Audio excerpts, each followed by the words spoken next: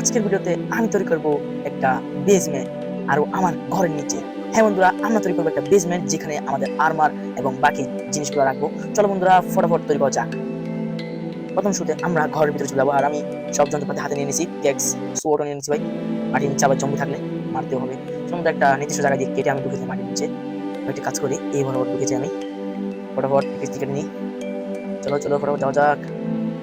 এবার এখান থেকে কাটা যাক। ফটাফট এই জায়গাটা ক্লিয়ার করবো, তারপর তোমার সাথে দেখা করতেছি। চলো বন্ধুরা, ফটাফট কেটে নিই। এবার চলো বন্ধুরা, একটা সিক্রেট জায়গায় নিয়ে যাচ্ছি তোমাদেরকে। চলো ফটাফট সাবস্ক্রাইব করে দাও, কারণ তোমরা সাবস্ক্রাইব করলে এই দরজাটা খুলে যাবে।